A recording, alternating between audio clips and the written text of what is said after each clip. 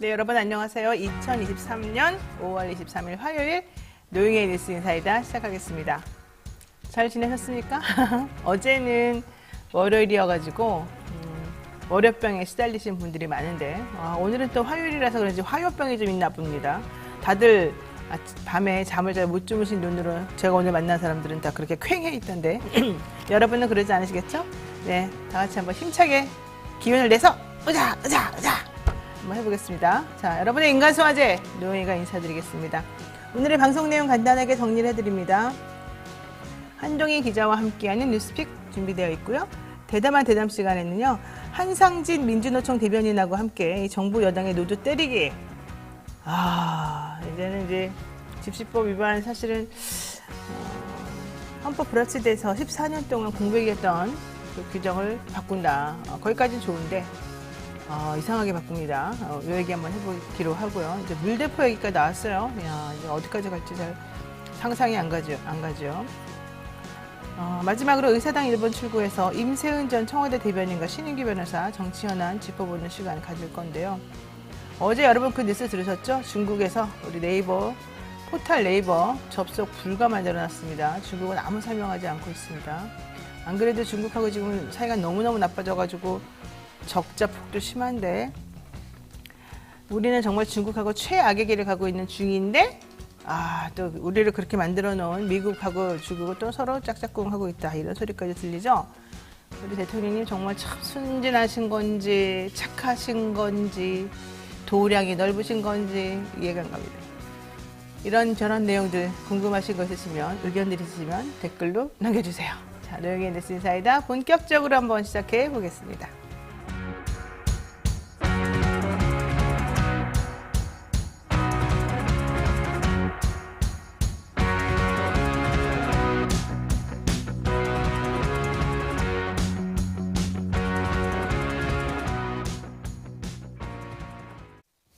네, 어린 생명을 살리자 저희 노영의 뉴스 사이다에서 공익 캠페인을 지금 여러분들께 선보이고 있습니다. 슈퍼챗으로 우리 아이 재단과 함께 베이비박스 그리고 미혼모를 후원하는 그런 건데요. 많은 참여 부탁드립니다. 우리 아이 재단 문의는 02-2128-8591 02-2128-8591인데요. 사실 어떤 분들이 그래요. 슈퍼챗 쏘면은 절반이 구글로 들어간다는데 후원 계좌를 알려주십시오. 그게 낫습니다. 이렇게 말씀하시는 분들 많이 계시는데 맞습니다. 후원 계좌로 직접 입금해 주시는 것도 필요하죠. 자, 전화번호 02-2128-8591 2128-8591 우리 아이 재단에 들어가셔서 확인하시면 방법이 있습니다. 여러분 요즘에 좀 저조했습니다만 또 오늘부터 힘을 한번 내보도록 하죠. 바쁜 아침 오늘 꼭 알아야 될 뉴스들만 엄선해서 대신 정리해드리는 뉴스픽 시간입니다. 듣기만 해도 이해가 쏙쏙 되는 뉴스픽. 우리 뉴스마토의 또 시그니처 한동희 기자가 준비했습니다. 어서 오십시오. 안녕하세요. 네. 그 옷을 입는데 뭐 기준이 있나요? 어쩔 때는 티 같은 거 입고 어쩔 때는 그렇게 또 예쁘게 입고 왜 그러는 거죠? 그냥 눈에 보이는 거 입습니다. 아침에 일어나서 눈에 보이는 거 입고. 그래요? 뭐 세탁이 돼 있냐 안 돼 있냐 이런 게 중요하겠군요. 네. 네. 자, 오늘 결국 김남국 의원의 이 코인 상황이 가상자산 전수조사로까지 정리가 되고 이것을 아예 법제화시키겠다. 네.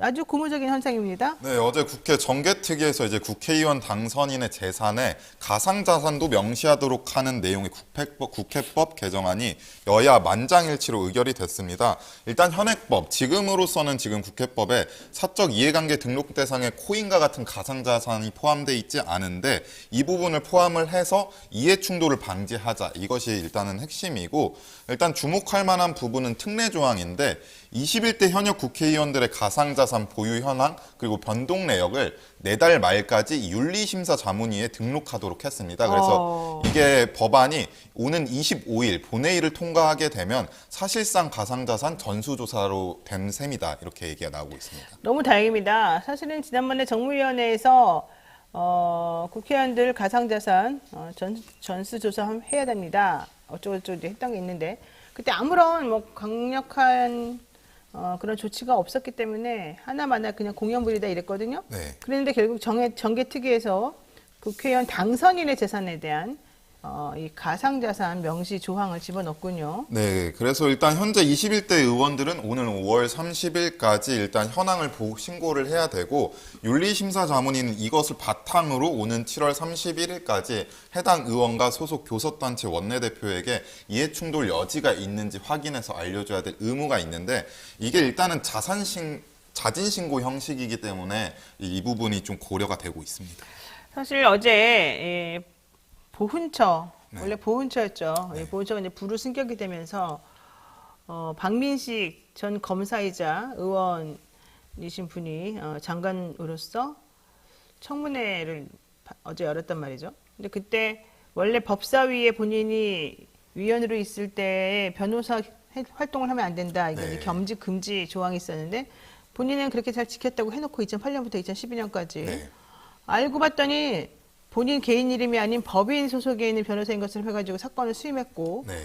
또 상임위원회를 바꾸고 그러니까 2년마다 바꾸고 난 다음에는 아예 그냥 대놓고 성매매 알선자도 수임하고 뭐 별걸 다 했다 이런 얘기 나왔잖아요. 네. 그런 걸 보면 참 우리가 신기한 게 국회의원들 돈도 많이 벌고 그렇게 잘 사는 것 같고 특히 박민식 의원 같은 경우는 검사 출신 변호인으로서 맞습니다. 재산이 상당히 많았을 텐데 그렇게까지 돈이나 이런 거를 꼭 벌어야 되나 이런 생각 했거든요. 네, 그게 뭐 16건 수임을 했다고 하는데 이름만 올라갔을 뿐이지 국회의원으로서 본인은 하지는 아니라고 않았다라고 했어요. 얘기는 하고 있습니다. 근데 문제는 그렇게 이름이 올라가면 그 법원이나 검찰청이나 이런 쪽에서는 얘가 법정에는 안 나오지만 혹은 검찰청에는 안 나오지만 이 건을 다루고 있구나라고 생각한다는 거예요. 네, 그렇습니다. 그게 되게 중요하고 또 그 사람 이름을 넣어주기를 바라고 오는 거예요. 네. 의뢰인들이. 우리 대법원에 사건 올라갈 때요. 대법관 이름 하나 올리잖아요. 뭐 사람마다 다르겠습니다만 기본이 5천만 원이라는 얘기가 있어요. 이게 그냥 올라가는 거, 그 사람은 아무것도 안 해도 돼요. 그냥 이름만 하나 올려주면 되는 거예요. 그렇기 때문에 박민식 의원이 지금 하는 말, 이거 말이 안 되는 소리죠. 그런데 어쨌든 제가 봤을 때 참 욕심들이 많다.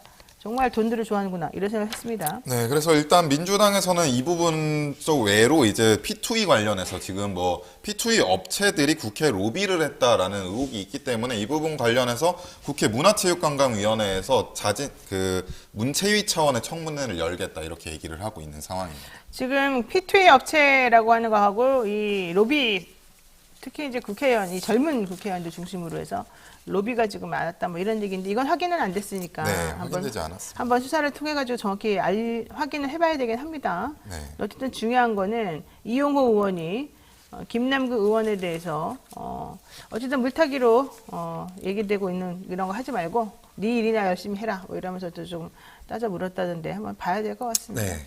자, 두 번째 이슈도 살펴보죠. 네, 윤석열 대통령이 취임한 지난해 5월 이후에 용산경찰서 정보관들이 이제 지역 정보는 필요 없다. 집회 관리에 매진해라라는 지시를 받았다는 증언이 어제 나왔습니다. 그러니까 결국에는 이태원 참사 발생 당시 현장에 지역에 있는 정보관들이 배치가 됐어야 되는데 집회 관리 때문에 배치가 되지 않았고 이로 인해 참사가 더 커진 것 아니냐 이런 지적이 나오고 있는 상황입니다. 그러니까 그때 당시에 대통령실에서 신경 썼던 거는 대통령실을 중심으로 해서 퇴진운동하고 뭐 프랜카드 붙이고 집회하고 시위하고 이런 사람들 시끄럽게 하는 거 못하게 하는 거에만 집중이 돼 있잖아요. 그러니까 원래 정보관들이 해야 될 그 이태원과 같은 그 지역의 정보관들이 해야 될 일을 사실은 할 수 없었다. 왜? 인력이 다 그쪽으로 빠져나갔기 때문에. 네, 그렇습니다. 그리고 더 중요한 거는 원래 대통령이 용산에 안 있었잖아요. 네. 갑자기 이제 인원이 늘어나고 해야 될 게 너무 많아져가지고 다들 아주 미치려고 그랬었다는 거죠. 그러니까 네. 그 상황에서 이런 일이 벌어졌다는 겁니다. 네, 그런 대책이 있었어야 되는데 그런 대책이 이루어지지 않았고 뭐 일단 정보관의 증언을 보면은 용산서 정보는 예전과 다르다. 지역 정보는 필요 없다라고 여겨지는 분위기가 있었다. 그렇기 때문에 이태원 참사 당시에 지역 정보 활동을 나가겠다고 말할 엄두도 내지 못하던 상황이었다라고 얘기를 했고 더 심각한 것은 10월 27일 날 사고가 났는데 10월 26일에 정보관이 이태원 축제 공공안녕 위험 분석이라는 보고서를 작성을 해서 네. 보고를 했는데 이제 과장 측에서 크리스마스에 정보관이 배치가 되느냐 정보관이 할 일이 아니다라면서 반려를 했다고 합니다. 그러니까 사실 필요하다라는 종류의 분석 보고서를 냈는데 네. 그것도 묵살당했다 이거군요. 네, 묵살당했습니다. 그리고 묵살당한 것뿐만이 아니라 참사가 발생한 뒤에 윗선에서 보고서를 작성한 걸 누가 알고 있느냐. 안 썼다고 하는 것은 어떠냐 이렇게 얘기를 했다고 합니다. 그러니까 보고서를 썼다는 것 자체도 은닉해라. 네. 니네가 얘기하면 우리가 보고서 받아보고도 일을 안 한 사람이 되니까 그냥 보고서 쓴 것 자체를 없애자. 야, 이렇게 말했다는 거네요. 네, 그래서 당시에도 부당한 짓이었다고 기억을 하고 있다고 증언을 했고 증언하는 과정에서 이제 정보관이 여러 번 울먹이고 이렇게 하기도 했습니다. 자, 이태원 지역을 담당했던 정보관 노 씨? 자, 니은 씨는요. 6월부터 10월까지 대규모 집회 관리로 이태원 정보 업무를 할 여유가 없었다. 그런데 나의 상사인 김 과장이 용산서 정보는 예전과 다르니까 지역 정보는 필요하지 않다. 이제 대통령을 중심으로 모든 걸 하면 된다. 이렇게 얘기를 했다는 겁니다. 그렇기 때문에 그런 상황에서 아니다. 나는 지역 정보 필요하다고 생각한다. 라고 말할 엄두도 못 냈었고 지난해 10월 26일 날 이태원 헬로윈 축제 공공안녕 위원 분석이라고 하는 걸 작성을 해서 보고서를 냈더니 이 김 과장이라는 사람이 야 크리스마스에 정보관 배치하는 거 봤냐? 기분 나빠지게? 크리스마스 분위기 망치게? 이러면서 할로윈도 마찬가지 아니냐. 할로윈에 왜 경찰들이 자꾸 돌아다니게 만드냐. 이런 거 하지 마. 해도 소용없고 할 필요도 없어. 이러면서 아예 보고서 작성 자체를 숨겨라. 뭐 이런 얘기를 했다는 거죠. 그러니까 이렇게 인식이 이런 상황이니 뭐가 되겠습니까? 네, 그렇습니다. 자, 어쨌든 이 사람들은 다 옷은 벗긴 했는데 제대로 이게 뭐가 좀 조치가 취해질지 사실은 잘 모르겠어요. 지금 12구 이태원 참사 유가족 협의회 그리고 시민대책회의가 기자회견을 열었죠? 네, 어제 기자회견 관련 기자회견 내용을 보면은 경찰은 보고서를 쓰면서까지 이태원 안전사고 발생 가능성을 예상을 했음에도 그렇죠. 불구하고 네. 어떠한 조치도 취하지 않았다. 이 결국에 책임자들의 사전 대비를 했었다면 참사를 막을 수 있었다는 걸 증명하는 대목이다. 이렇게 얘기하고 있습니다. 그럼에도 불구하고 본인들은 책임이 없다고 끝까지 주장하고 우길 거라는 거. 이거 뭐 안 봐도 비디오다. 이런 생각이 드네요. 자, 한동현 기자 수고 네, 많으셨습니다. 감사합니다. 네, 생방송으로 댓글 참여 가능하십니다. 계속해서 부탁드리고요. 좋아요, 구독 안 누르신 분들 있으시면 빨리 가서 누르고 돌아오십시오. 저는 잠시 후 대담한 대담으로 돌아오겠습니다.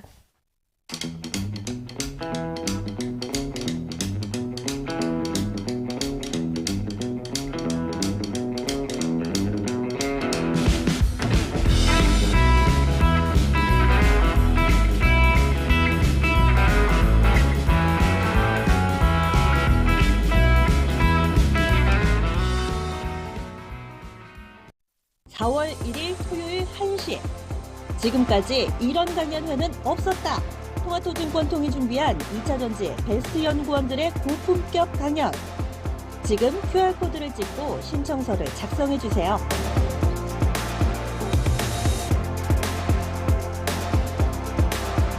힘 빠진 내 계좌에 2차 전지로 충전할 수 있는 기회. 문의사항은 02-2128-3388번으로 연락주세요. 네, 윤석열 정부의 노조 탄압 단순히 대통령의 말 한마디로 그치지 않고 있습니다. 현장에서는 경찰과 검찰뿐만 아니라 보수 언론의 압박까지도 거센 상황인데요. 노영희 뉴스인사에 대해서 한번 본격적으로 다뤄보도록 하겠습니다. 오늘은 한상진 민주노총 대변인 모시고 노조 현재 상황에 대해서 얘기 한번 나눠보도록 하겠습니다. 안녕하십니까? 네, 안녕하세요. 요즘 노조 활동하시기가 어떠세요? 뭐 힘들고요. 뭐 요새는 계속 이제 건설노조 관련해서 뭐 계속 이제 구속 것들이 있으니까 이제 탄원서 쓰기 바쁩니다. 아이고. 자, 오늘은요, 노조 탄압에 항의해서 분신한 고 양회동 민주노총 건설노조 강원건설 지부 3지대장 이야기를 먼저 해보겠습니다. 원희룡 국토교통부 장관의 정말 경악할 만한 발언으로 다들 충격을 받은 상태였었는데 왜 그런 발언이 나왔는지 의아하고 있는 중간에 조선일보에서는 아예 이분이 유서를 대필당했다 뭐 이런 얘기까지 지금 하고 있습니다. 그러니까 좀 전에 말씀드린 것처럼 이 양 지대장은 분신을 방조당한 거다. 이제 왜 그 분신하고 있는데 니네 불 끄러 안 갔니? 막 이러면서 우리를 나무라더니만 이제는 그분이 쓴 유서를 봤더니 필체가 다르더라 이러면서 유서 3장 가운데 한 장은 글씨체가 다른 건데 이거 니네가 서로 짜고 이렇게 뭐 남이 대신 써준 거 아니냐 이런 얘기를 했습니다.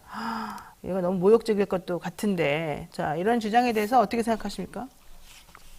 뭐 일구의 가치도 없다. 일부의 가치도 없다. 말씀을 드리겠고요. 뭐 개인적으로 말씀드리면 이제 80년대 막차탄 학번인데 뭐 제 또래나 아니면 제 위에 선배님들은 최초의 이 보도 보시면서 딱 91년도를 연상들을 많이 하셨다고 해요. 그 당시 이제 노태우 정권 이제 공안 통치에 한 거에서 뭐 분신 정국, 열사 정국 그것을 일거에 방패시켰던 게 이제 흔히 하게 유서 대필 사건이었지 않습니까? 32년 전 예, 검찰의 유서 그거를 대필 작전. 뭐 연상들을 하셨는데 그 유서 대필 사건의 진실이 밝혀지는데 24년 걸렸거든요. 근데 이번 조선일보에서 시작한 이 보도, 그렇게 하고 뭐 원혜룡 장관이라든가 막 받아서 옮기는데 이거 진실 밝혀지는 데는 그렇게 오랜 시간 걸리지 않는다. 단언적으로 말씀드리건데 오늘 안에 결론 납니다. 아, 그래요? 네. 자, 우선 이 얘기를 간단히 말씀을 드리게 되면 영장 실질 심사를 앞두고 양휘동 씨가 분신 사망하셨습니다. 근데 그분이 남긴 유서가 4장이라고 우리가 이제 알려져 있었었는데 어쨌든 가족에게 1장, 그리고 건설노조와 야당 앞으로 각각 1장씩. 그러니까 이제 이 3장인데, 요 3장은 분신에 앞서서 미리 써뒀고 밀봉한 상태였다. 근데 이제 그거 말고 마지막 유서 1장이 또 있었다는 거예요. 이 마지막 유서 1장까지 합쳐서 모두 4장으로 얘기가 됐고, 바로 이 마지막 유서 1장이 분신 당일 자신의 승용차 안에서 쓴 것으로 좀 추정이 된다. 그러니까 좀 급한, 격분한 마음에서 아마 썼을 것으로 좀 보이는데, 이것이 바로 글씨체가 누가 보더라도 다르지 않겠느냐. 혹시 글씨체 좀 비교해 볼 수 있으면 화면에 보여주시면 좋겠는데요. 없으면 뭐 어쩔 수 없습니다만. 자, 그래서 지금 이 조선일보 이쪽에서는 야, 이것도 유서 대표라고 지네끼리 일부러 국민들을 자극하려고 만들어낸 거다. 주작이다. 지금 이 얘기를 하고 있습니다. 지금 저 글씨체 혹시 알아보셔요? 예. 저 글씨체가 우리 돌아가신 우리 지대장님의 글씨체입니까? 그러니까 저 부분은 제가 따로 말씀드릴 건 없을 것 같고요. 아까 말씀하신 대로 미리 작성한 유서와 급하게 그 당일날 차 안에서 감정이 좀 격해 계시겠죠. 사람은 뭐 글씨체가 달라질 수 있습니다. 그럼에도 불구하고 지문과 같아서 이거는 그렇죠. 검증할 수 있거든요. 그럼 예를 들어서 조선일보가 이거를 기사에 내려고 했으면 기사의 개인적인 소견이나 이게 아니라 정확하게 절차를 거쳤으면 이런 식의 왜곡 보도, 조작 보도는 나오지 않는다. 그래서 아까 말씀드린 대로 오늘 그 결론이 정확하게 객관적으로 드러날 것이다. 라고 하는 자세하게는 말씀 못 드리겠지만 말씀드리겠습니다. 자, 지난 5월 4일에 민노총이 공개한 유서가 있습니다. 이날 그 처음에 5월 4일날 공개된 유서에는 이 양 지대장의 글씨체가 아주 꼿꼿하고 반듯하게 아마 시간을 조금 들여서 정성스럽게 쓴 것으로 보이죠. 존경하고 사랑하는 동지 여러분, 저는 자랑스러운 민주노총 강원건설 지부 3지대장입니다. 동지분들은 힘들고 가열찬 투쟁을 하시는 데서는 편한 선택을 한 것 같습니다. 하지만 항상 동지분들 옆에서 힘찬 팔뚝질과 강한 투쟁의 목소리를 높이겠습니다. 꼭 승리하여야만 합니다. 윤석열의 검찰 독재 정치, 노동자를 자기 앞길에 걸림돌로 생각하는 못된 놈, 꼭 퇴진시키고 노동자가 주인이 되는 세상을 꼭 만들어주세요. 동지 여러분 사랑합니다. 투쟁! 이렇게 썼습니다. 근데 이거 이외에 기자가 입수를 했었다는 거예요. 민주노총의 내부 문건에서 이 양 씨의 글씨체가 어떤지를 확인하기 위해서. 근데 그 글씨도 똑같았다는 거예요. 이 5월 4일날 민노총에서 공개한 글씨체하고. 그리고 이 유서는, 그러니까 이 기자가 입수한 이 유서는 5월 10일날 민노총 건설노조 임시중앙위원회 회의 자료에도 나오는 것이어서 이제 이거는 뭐 다 사실인 것으로 보이는데 문제는 그 다음이었습니다. 지난 12일날 민노총이 또 하나의 유서를 공개했는데 그 글씨체가 앞서 2개의 유서하고는 확연히 달리 보였다. 이제 이런 얘기였습니다. 존경하는 동지 여러분, 제가 오늘 분신을 하게 된 건 죄 없이 정당하게 노조 활동을 했는데 집시법 위반도 아니고 업무방해 및 공갈이랍니다. 제 자존심이 허락되지가 않습니다. 힘들게 끈질기게 투쟁하며 싸워서 쟁취하여야 하는데 혼자 편한 선택을 한지 모르겠습니다.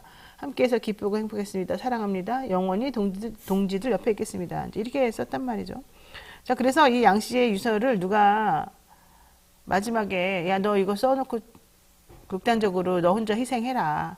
그래야지 우리 전체 민주노총이 산다. 이제 이런 식으로 압력을 행사해서 이분이 이렇게 했을 거다라는 의심을 지금 이 언론에서 하고 있는 거죠. 그러면서 여기서 이런 얘기를 하네요. 이쪽에서는. 이 언론사 걸 제가 지금 읽고 있는 중인데, 월간조선에선 취재 요청을 했다. 민노총에. 근데 거부하고 있는 것으로 보인다. 건설노조는 본지 보도 당일 언론에 성명을 내고 조선이 근거로 삼은 영상은 건설노조에서 양희동 열사의 추모 영상을 만드는 과정에서 연출한 장면이라며 해당 연출 장면에 대해 필체가 다르다면서 위조나 대필이 의심된다고 지졌다고 반박했다. 영상을 본 사람이라면 누구나 연출된 것을 알 수 있는데도 악의적 왜곡으로 또다시 선동에 나서고 있는 거다. 뭐 어쩌고저쩌고. 아휴 참 이렇게 돌아가신 분에 대해서 마지막까지 모욕을 하고 있다. 이런 얘기 지금 하고 있는데요. 자, 조선일보랑 그래서 이런 월간조선 보도에 대해서 노조차 안에서도 지금 대응을 하고 있습니까? 예, 뭐 어저께 경찰에 고소 고발을 했습니다. 그래서 아까 말씀해 주셨던 조선 NS라고 하는 매체가 최초 보도했는데요.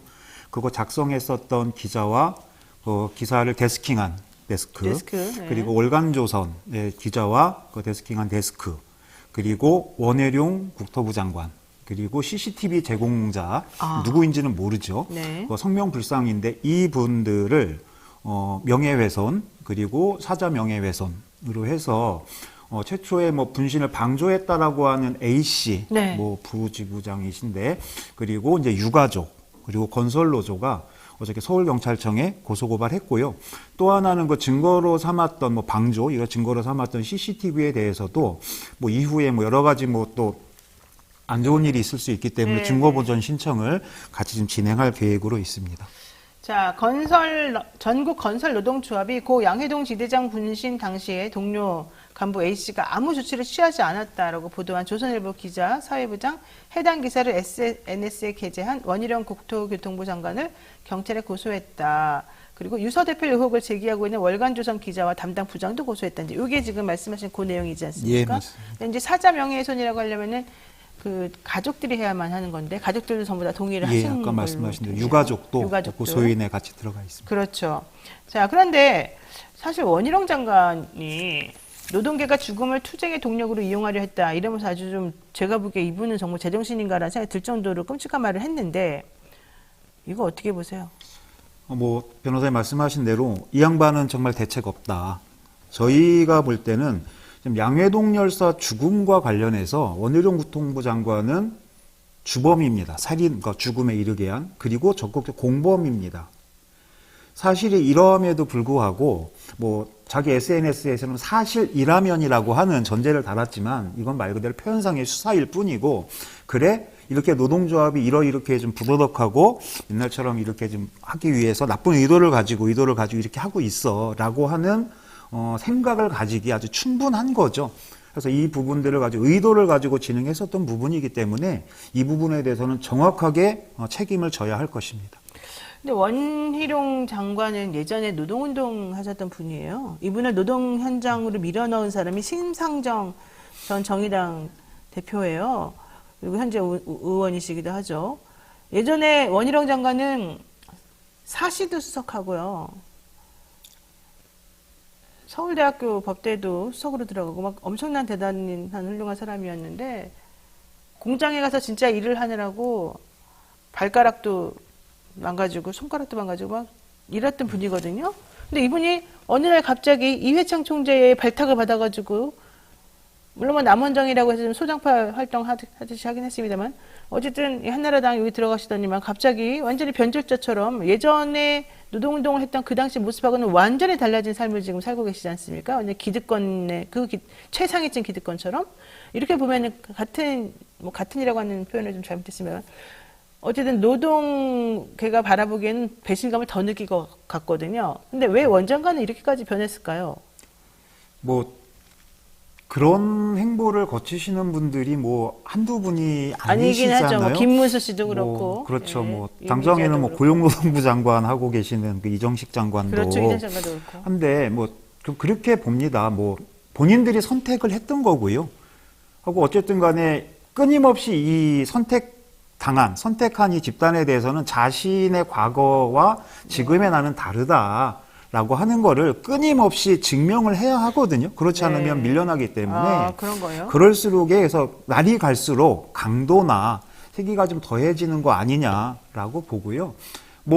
아무래도 당시에 현장에 들어가고 했었던, 자신이 꿈꿨던 세상이 보이지 않고 그래서 다른 방편을 선택했다라고 보여지는데요.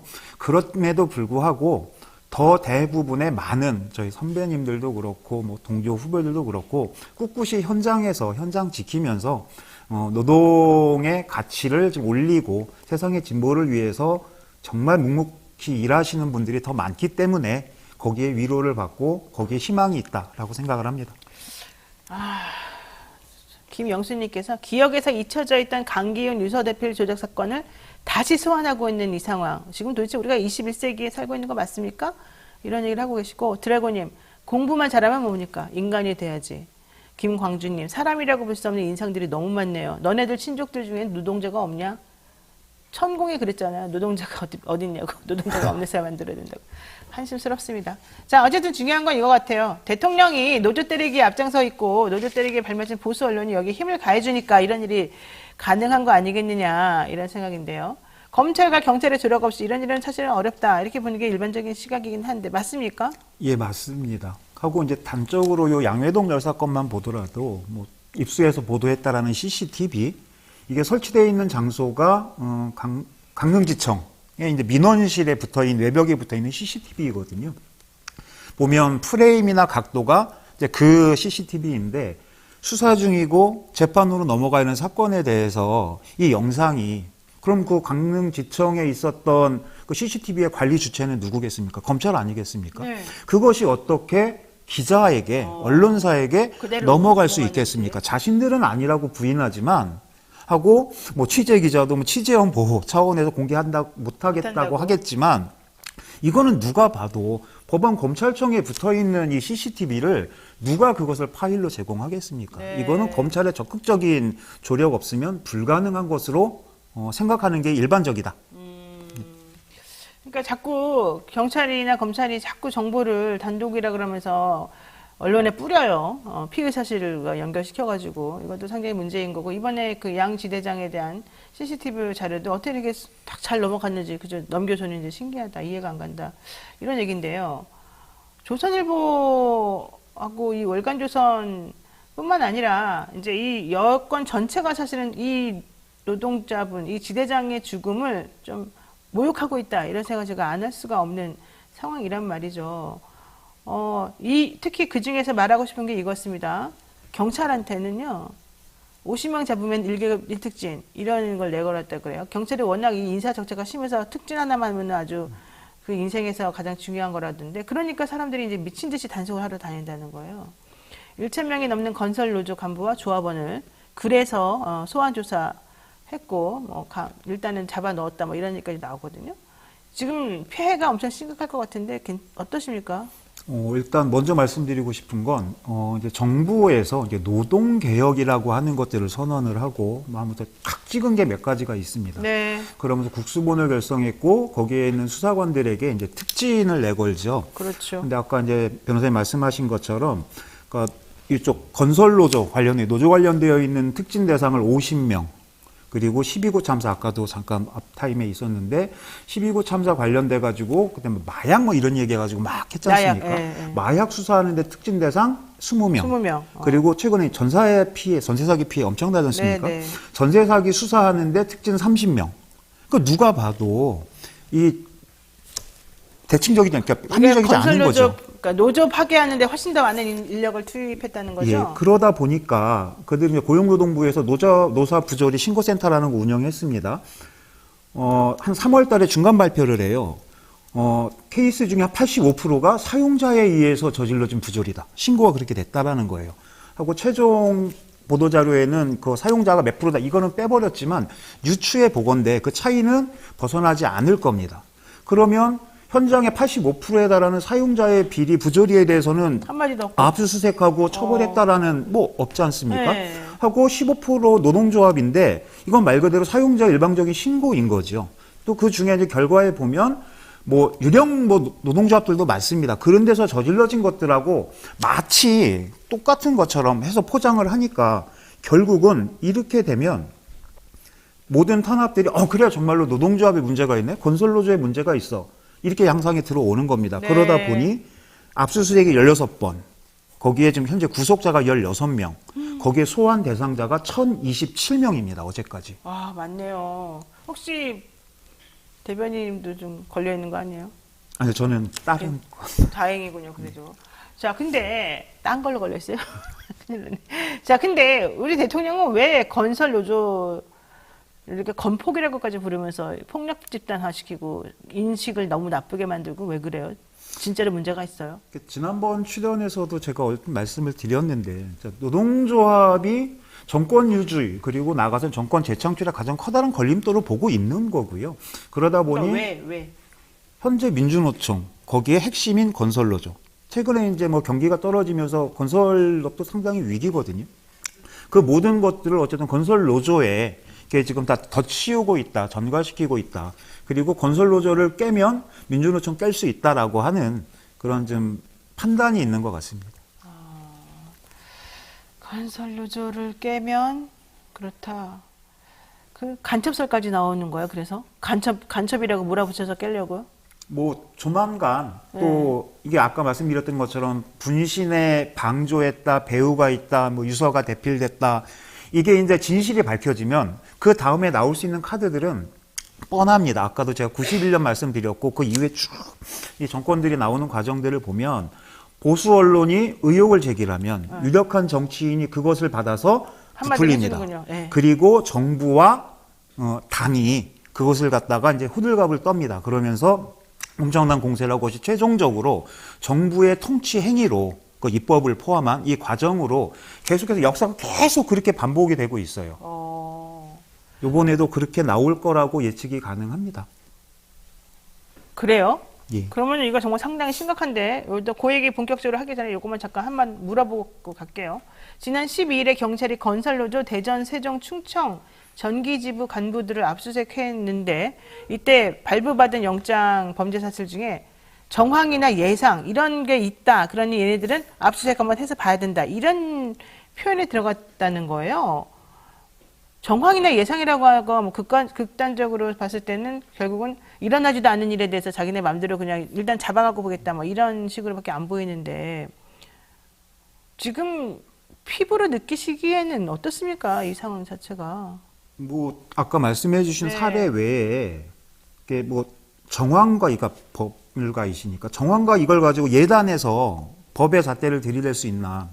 옛날에 드라마에 그 궁에 나오는 관심법이라고 있었거든요. 네, 관심법. 최근에 뭐 이따가 말씀드릴 수 있는 계획이 있을지 모르겠지만 경찰청장이 예전에 불법 시위와 관련되어 있는 노동조합에 대해서는 집회를 뭐 제한하겠다. 네. 아니 어저께 이렇게 했다고 내일 이렇게 하라는 법이 있습니까? 그렇죠. 도대체가 이런 상황들이고요. 또 하나 말씀드리고 싶은 것은 이 양해동 열사 관련해서도 지역의 건설업체들이 우리는 강요받은 적 없다라고 해가지고 처벌 불원서를 제출을 했어요. 네. 이것이 이제 공개가 됐는데 그걸 갖다가 다시 노동조합이 이거 이렇게 쓰라고 강요한 거 아니냐 뭐 이런 이야기 다시 좀 나오고 있고 또 하나는 그런 겁니다. 아까 최근에 이제 부산의 건설기계 레미콘인데요.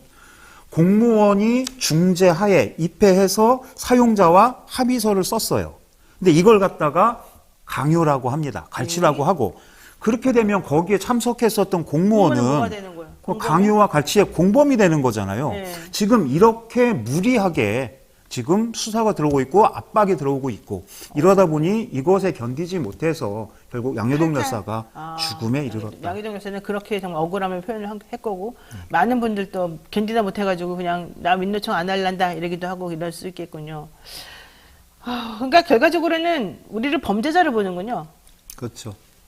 아까 뭐 관심법 얘기했는데 거기 보면 궁예가 그러거든요. 마군이라고. 자기의 반대하면 다 마군이 해서 이렇게 쳐서 이렇게 처단하지 않습니까? 윤석열 대통령이나 이 집단들이 볼 때는 민주노총, 건설노조는 그냥 악마인 거예요. 그렇게 몰아가고 싶은 겁니다. 그러면 민주노총 노조원들이나 뭐 한국노총이나 어쨌든 노동자들도 우리 민주노총을 그렇게 봅니까? 아니요. 저희는 아시는 것처럼 노동조합을 경험했었던 사람과 그렇지 않은 사람은 다시 과거로 돌아갈 수 없다라고 이야기를 합니다. 건설 현장도 마찬가지입니다. 건설 현장에 노동조합이 들어가기 전에는 정말 이런 얘기 그렇지만 화장실도 제대로 없었어요. 지금 뭐 중대재해 과반수 이상이 지금 노동 현장에서 건설 현장에서 벌어지는데 네. 노동조합이 없으면 사용자가 기본으로 해야 될 안전의무 조치 하지 않습니다. 노동조합이 들어가서 이것들을 요구하고 따내고 하는 거거든요. 예전에 뭐 비하 발언으로 노가다라고 했는데 새벽에 별 보고 출근해서 밤에 달 보고 퇴근해요. 그것을 없앴습니다. 불법 파도금을 근절하자고 해서 단협을 체결하고 그것에 조합원들을 고용하고 그런 일자리가 안정이 되고 노동 조건이 좋아지고 이것이 노동조합의 역할이었고 건설노조가 그것을 충실하게 수행을 해왔는데 노동조합이 있던 시절 이제 없던 시절로 되돌아가라? 절대 할 수 없습니다. 그러니까 어쨌든 그런 조합이 있어야지 단체로 힘을 받아서 목소리를 내고 그런 목소리 때문에 최소한의 인간적인 대우를 받을 수 있는 환경이 만들어지는 거잖아요. 예, 맞습니다. 그런데 그렇게 만들어지는 과정이 폭력적이고 이 사람들이 나쁘게 우리를 압력을 행사해서 우리로 하여금 어쩔 수 없이 이런 걸 해주게 만든다라는 게 정부의 입장 아니에요? 예, 이제 그것은 정부의 일방적인 주장이고요. 그래서 아까 사측도 말씀드렸던 그렇게 대로 생각해요? 예, 사측도 그러니까 그러는 겁니다. 정부의 그러니까 아까 말 단체 협약이라는 게 있는데 건설업종은 약간 일반 업종하고 달라요. 거기는 일용직이지 않습니까? 높게 텀이 짧습니다. 그렇죠. 그러다 보니 2년 주기로 건설협회 내지는 이제 전문 업체하고 단체 협약을 맺고 지역의 업종들과 거기 협상에 참여했었던 업체들이 현장을 열면 지난번에 단체 협약했던 대로 조합원들 뭐 고용하고 하고 여기에 보장되어 있는 뭐 전임자의 활동 보장이라든가 이것들을 요구를 합니다. 그럼 이것들이 근데 사용자들은 이게 자신들의 이익하고 직결이 되기 때문에 바로바로 안 해요. 그러다 보니 현장 앞에서 뭐 집회도 하고 뭐 노래도 부르고 구호도 외치는 겁니다. 이것이 강요가 되는 거예요. 근데 이것은 헌법에 보장되어 있는 교섭과 단체 행동권에 대한 발현이거든요. 그렇죠. 이것을 불법으로 몰아붙이면 세상에 불법될 거는, 그러니까 합법이 될 거는 전혀 없습니다. 이것을 윤석열 정부가 등장하면서 사용자들이 날개를 다른 거죠. 아까 얘기했던 대로 85%의 부조리는 사용자들에 의해서 저지르고 있는데 이들은 처벌받지 않습니다. 언론에 공개도 되지 않습니다. 이러다 보니 이제 단체 협약 맺었던 거 그래 내가 뭐 심리적으로 부담돼서 밀려서 강압에 밀려 산 것 같아 라고 신고하면 그걸 갖다가 막 몰아붙이는 거죠. 그렇게 했으니 오죽했으면 공무원이 입회해서 작성했던 합의서마저도 이게 지금 강요라고 이야기를 하면서 지금 구속되게 생겨서 그래서 또 탄원서 작성하고 왔습니다. 그러니까 그 양회동 지대장이 그래서 격분하고 못 참고 못 견딘 부분이 그런 거잖아요. 내가 단체 간부로서 내가 우리 이 노조원들을 위해서 당연히 요구할 기본적인 사항에 대해서 요구를 했고 그걸 상대방이 해준 것에 대해서 마치 내가 위력을 행사해서 강요해서 한 것처럼 나를 공갈 협박범으로 만들었다. 아니 이 노조 활동하면서 결과적으로 탄압받았던 사람들에 대해서 다시 원위시켜달라고 하는 건 너무 당연한 건데 그 요구를 했다고 해서 나를 공갈범으로 만들었다. 먼저 이런 식인 거잖아요. 말하자면. 그러면은 분노의 게이지가 우리가 생각할 수 있는 수준을 훨씬 넘어서는 것 같은데 그럼에도 불구하고 잘 참고 계시네요. 제가 봤을 때는 오히려 생각했던 것보다. 뭐 여러 가지 계획들이 있겠지만 지금은 그러니까 엄한 데서 자꾸 공격이 들어오는 비본질적인 것에 대해서 그래서 아까 제가 서두에 말씀드렸던 것처럼 더 이상 조선일보에서 나왔었던 이 왜곡 보도, 조작 보도는 더 길게 가져갈 생각도 없고요. 오늘로 종지부를 찍을 겁니다. 그리고 그 이후에 다시 양회동 열사가 왜 죽음에 이르렀는지, 왜 윤석열 정부는 건설노조를 민주노총을 그렇게 못 잡아먹어서 안달인지 이 부분에 대해서 하고 윤석열 정부가 1년이 지나오는 과정에 노동자 시민들의 평가는 명확합니다. 해서 이거에 대해서 그럼 우리 사회가 어떻게 나가야 하는가에 대한 여러 가지 고민들을 하고 있는 거고요. 근데 민주노총 간부가 간첩이다. 지령을 그렇게 오랫동안 받아가지고 밑에서 암암리에 활동해 왔다. 이렇게 얘기하는 건 뭡니까? 정말로 그랬습니까? 그 부분은 지난번에 와서 말씀을 좀 드렸는데요. 네. 이제 기소가 됐어요. 그러니까 지난한 또 이제 뭐 재판 과정이 있기까지 뭐 기소도 오래 걸렸네요. 그때 기세로 봐서는 엄청 뭐 당장할 것 같아요. 뭐 해서 뭐 여러 가지 설들이 뭐 나오고 있지만 어쨌든 재판 과정 지켜봐야 할 것이고요. 결론은 뭐냐 하면 그렇게 해가지고 내세우고 오는 것은 결국은 그래 봐 민주노총이 북에 지령받아가지고 움직이는 조직이야. 네. 이걸로 낙인을 찍고 싶은 거거든요. 근데 이거는 뭐 상식을 넘어서 저희 회의 구조 자체가 의사결정 구조 자체가 말이 안 되는 그렇게 소리다. 될 수가 없다라고 하는 겁니다. 자, 지난 16일에서 17일 사이에 있었던 민주노총 건설노조의 1박 2일 총파업 결의대회. 이게 또 지금 뜨거운 화두가 됐습니다. 국민의힘에서는 야, 이 사람들 봐라. 이 호화무치하게 여기서 술판 버리고 놀고 있다. 우리가 이 사람들 때문에 퇴근도 못하고 출근도 못하고 이렇게 고생하고 살아야 되냐? 이러면서 물대포 부활론까지 얘기를 하고요. 백남기 농민 사건 이후로 사라진 살수차도 지금 재등장시켜야 된다. 이런 얘기 했습니다. 게다가 이제 법 규정, 그때 헌법재판소에서 헌법 불합치 받았던 이 집회와 시위에 관한 법률, 여기에 대해서도 또 손을 보고 수많은 집회를 미리미리 제한하고 이런 제한하는 과정에서 경찰이 마음대로 전행을 해드릴 수 있도록 면책권을 주겠다. 이런 얘기가 지금 나오고 있습니다. 이거 좀 정리 좀 해주세요. 무슨 말인지. 그러니까 뭐 그런 거거든요. 1박 2일 동안 건설노조 조합원들이 상경해가지고 시민들에게 민폐를 네, 끼쳤어. 뭐 도로를 점검하고 술 먹고 난장판에 버렸지 쓰레기가 얼마나 많이 나왔는지 알아? 뭐 이랬죠. 예, 막 그럼. 근데 그러면서 결국은 이 집회와 시위를 좀 제한해야 되겠다라고 하는 이제 결론으로 도달하는 거고요. 근데 한번 돌이켜보면 이 집단은 뭐 이 집단이라고 하면 이제 뭐 윤석열 정부와 이제 국민의힘 뭐 수구 집단인데요. 역사를 통해서 배우는 게 전혀 없다. 그리고 학습 능력도 부재하다. 왜요? 라고 하는, 왜냐하면 여태까지 아까 제가 91년 얘기가 87년도 그 전에 4.19 그 전에 뭐 저희가 좀 전에 뭐 그 전에 이제 5.18 광주 민중항쟁도 기록왔지만 그렇게 하면서 조금씩 절차적으로나마 조금씩 발전시켜 왔었던 게 이 나라 민주주의거든요. 네. 이 부분을 완전히 거꾸로 돌리겠다라고 하는 거죠. 시민들의 저항이 만만치 않을 겁니다. 결국은 대한민국에서 여태까지 이만큼 왔었던 것은 결국은 노동자 시민들의 정말 민주주의를 향한 간절한 염원, 이것이 우리 역사를 밀고 왔었던 과정인데 그 과정에는 엄청나게 많은 희생이 있었습니다. 근데 최근 아까 말씀해 주신 물대포에 의해서 그 백남기 농민이 사망해 갔고 그거에 따라 1년 뒤에 결국은 민심이 들고 일어나서 뭐 박근혜 정권을 물러뜨렸잖아요. 네네. 이런 과정들을 전혀 보면서 학습의 효과가 없다라고 하는 것들이고요. 또 하나는 그러다 보니 아까 말씀하신 대로 대한민국의 헌법이 규정하고 있는 기본권, 집회 시위의 자유, 보장, 거기에 헌법재판소가 판결했었던 내용들이 있습니다. 네. 근데 이것을 도대체 누가, 어느 노동자, 시민이, 국민이, 유권자가 대통령에게, 정부 여당에게 이것을 부정하고 되돌릴 권리를 누가 부여했습니까? 자가당착이죠. 네. 하고 이들이 오로지 하는 거라고는 국민의 기본권을 어쨌든 간에 제약하는 거예요. 근데 뭐 적절한 비교가 될 수 있을지는 모르겠지만 아까 뭐 쓰레기 얘기도 나옵니다. 네, 쓰레기 100톤이 넘게 나왔다고. 프랑스에서 연금 개혁과 관련해 가지고 엄청난 노동자들의 시민들의 저항이 있었죠. 거기에 가장 대서특필됐었던 사진 한 장이 있습니다. 프랑스 청소 노동자들이 네. 일손을 놔버렸어요. 그것에 대해서 아무도 불만을 터뜨리지 않습니다. 이 파업권은 그렇죠. 당연히 시민들에게 부여되는 기본권인 거예요. 네. 하고 그것을 바라보는 시민들의 시각도 물론 비판의 목소리도 있겠지만 그것을 받아들이고 수용을 하는 겁니다. 이것이 신장되어 온 기본권의 역사인데 그것을 어떻게 심지어는 사실관계도 틀립니다. 쓰레기가 100톤이요? 물론 다수가 모이니 쓰레기 발생할 수 있죠. 근데 그 쓰레기를 치우기 위해서 민주노총이나 건설노조가 작은 규모의 집회면 저희가 직접 다 뒷정리를 하지만 청소 용역업체와 계약을 맺고 뒷정리를 다 합니다.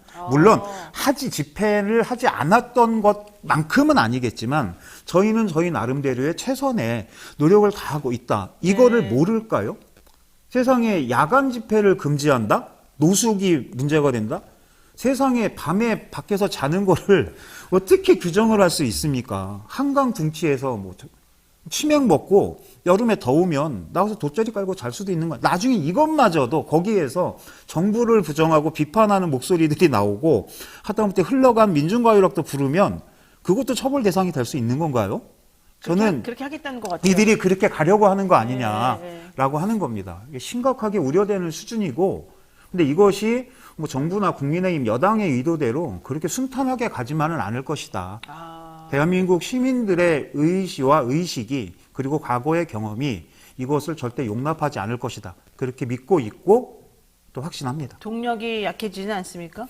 뭐 그럴 수 있겠지만 저희는 그래서 아까 말씀을 드렸던 거예요. 윤석열 정부가 한 1년 지나오면서 네. 민생은 민생대로 다 파탄이 났습니다. 네. 민주주의, 그냥 그대로 다 후퇴해 버렸죠. 거기에 평화, 아까도 잠깐 뭐 일본 이야기하고 뭐 외교 이야기 나왔었는데 그냥 뭐 단적인 예로 그런 겁니다. 조만간 일본의 방사성 오염수가 해양 투기가 될 거예요. 그렇죠. 윤석열 정부가 열어줬습니다. 그럼 그 다음에는 뭐가 나오냐면 후쿠시마 앞에서 일본 그 앞에서 잡히는 수산물이 이제 수입되는 거예요. 오염된 고기 절차가 그렇게 갑니다. 예전에 미국산 그 광우병 소고기 수입과 관련해서 엄청난 국민들의 저항이 있었습니다. 이걸 갖다가 이 정부에 대한 괴담이라고 이야기하는데 괴담이라고 하더라고요. 이걸 괴담이라고 얘기할 수가 있을까요? 사드 괴담이라고 얘기하는데 실제로 중국과의 무역이 반토막이 났습니다. 반토막 밑으로 떨어졌죠. 이것을 어떻게 괴담이라고 이야기를 합니까? 이들은 괴담이라고 이야기하고 싶겠지만 이것은 사실입니다. 지금은 사드 때보다 더 심해요. 중국하고 관계가. 그러니까요. 결국은 이러저러한 것들이 모여서 이 정부는 커다란 위기에 봉착할 것이다 라고 확건할 수 있겠습니다. 맥송 플랜스바님께서 민주주의가 10년 이상 후퇴하고 있습니다. 이렇게 얘기를 하셨는데 그 말이 정말 맞는 것 같은데 요거 하나만 확인을 해보고 가겠습니다. 사실 확인할 게 2개 정도 있는데 이번에 좀 전에 이제 잠깐 언급하시긴 하셨는데 헌재가 2009년도에 해 뜨기 전, 해 진 이후 집회를 금지하는 아주 포괄적인 그런 규정은 너무 애매하고 포괄적이어서 집회와 시위의 자유라고 하는 기본권을 침해함으로 이거는 헌법에 불합치된다라는 결정을 내렸어요. 그리고 나서 구체적으로 그러면은 뭐 내용을 좀 정해서 시간이라든가 아니면은 뭐 데시벨이라든가 이런 거 다 정해가지고 어쨌든 허용하는 방향으로 최소한의 피해만 주도록 이걸 만들으라고 사실은 헌법 불합치 결정을 내린 건데 14년이 지나도록 아무도 이거를 건드리지 않았습니다. 그건 이제 각 당이 그 당시에 자기네들한테 유리하게끔 그런 것도 이용했을 가능성도 있지만 어쨌든 근데 이번에 여당에서 혹은 정부에서 윤재욱 원내대표를 위시해서 집회 시위 금지 시간을 오전 0시부터 오전 6시까지로 구체화를 시키겠다. 그리고 과거에 그런 전력이 있는 사람들에 대해서는 집회를 허용하지 않는 방식으로도 할 수 있게끔 만들고 경찰이 어떤 일을 하더라도 아주 포괄적인 면책을 줄 수 있게끔 해서 아예 집회와 시위의 자유를 사실은 완전 제한시키는 쪽으로 가겠다. 이런 얘기를 지금 하고 있잖아요. 입법을 통해서 하겠다고. 그러면서 소음도 규제시킬 예정이다. 특히 건설 노조는 노상방뇨와 음주, 노숙 등의 행위를 하면서 여기에 대해서 경찰이 제지하면은 따르도록 무조건 하겠다. 이런 얘기를 지금 하고 있단 말이에요. 근데 이게 반헌법적이라는 거는 우리들 주장인데 어쨌든 여당이나 이런 힘이 있으니까 정부 입법으로도 추진을 하겠죠. 대응하실 수 있는 방법이 있을까요?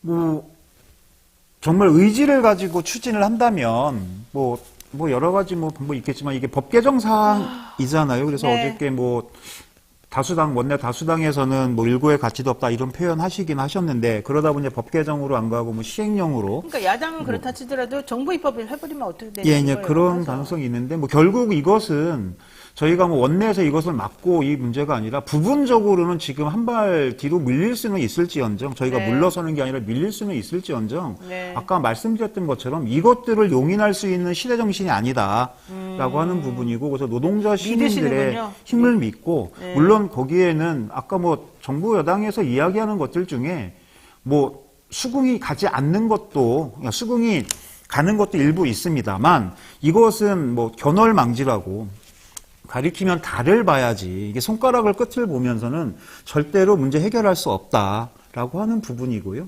이 부분은 말 그대로 힘을 갖고 있으니 일방적으로 밀어붙이겠다라고 하는 정말로 전근대적인 과거의 철권 통치 이 방식 가지고 윤석열 정부가 하고 국민의힘이 과연 버틸 수 있을까라고 하는 부분에 대해서는 그러니까 민주노총은 민주노총 나름대로 뭐 저희는 어쨌든 뭐 영향력이 예전만큼 있을지 없을지는 모르겠지만 저희는 어쨌든 조직이 있고 결정에 따라 가지고 어쨌든 최선을 다해서 이것이 전체 뭐 우리 민주노총 조합원뿐만이 아니라 전체 노동자들의 이익과 직결되는 하고 이 땅의 민주주의, 평화, 민생과 직결되는 부분에 대해서는 결코 양보할 생각이 없습니다. 그것이 뭐 또다시 비판을 받을 수도 있고 공격을 받을 수도 있겠지만 뭐 7월 달에 저희가 뭐 총파업을 지금 선포하고 뭐 착실히 준비하고 있고요.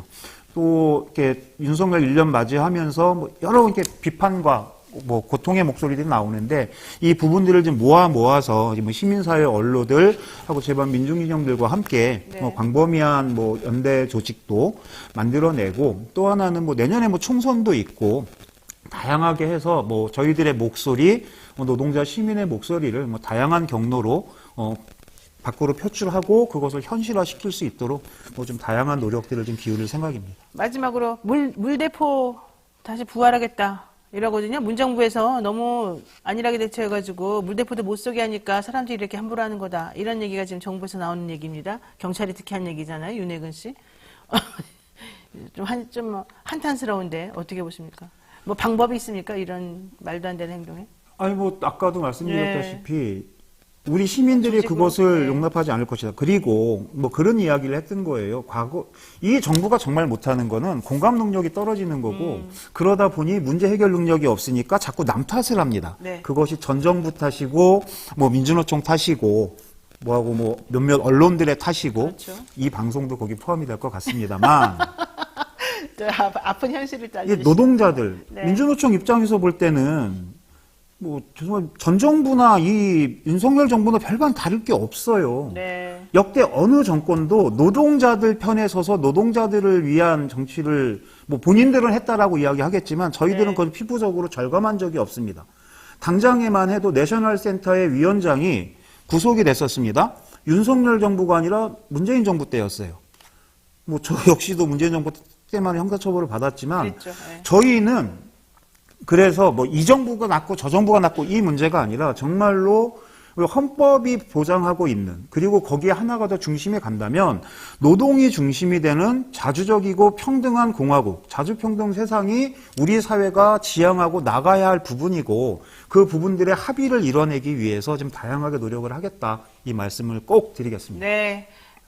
나무님께서요, 우리 방송 보시는 나무님께서 저들이 어떻게든 언론 합작으로 트집을 잡으려 하기 때문에 더욱 시위하시는 분들도 뭐 노상방뇨나 술자리 등은 좀 자제를 하도록 하시는 게 좋지 않겠냐. 오히려 그런 행동 때문에 누가 되면 안 되겠다 이런 얘기를 좀 하셨습니다.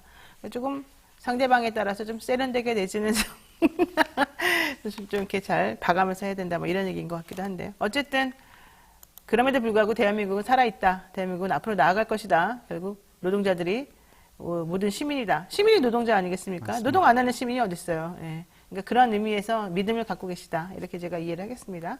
네, 오늘 여기까지 말씀드려야 될 것 같고요. 한상재 민주노총 대변인과 함께 이야기 나눴습니다. 오늘 말씀 고맙습니다. 고맙습니다.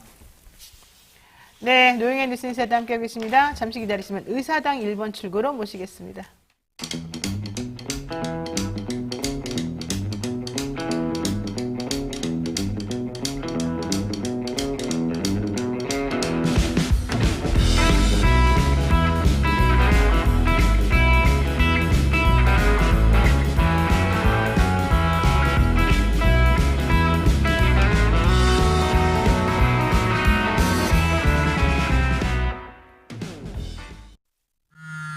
벌칙 대상 행위 금융위는 여보세요? 결과 발견된 뭐 맨날 똑같지. 형사 벌칙 시간 없어. 대상이 되는 행보여야 함. 나 시험 한 달밖에 안 형사 남았어. 규정 4조고요. 시정명령 문제는 또 언제 형사 푸냐. 규정 제27조입니다. 응. 지금 먹으려고.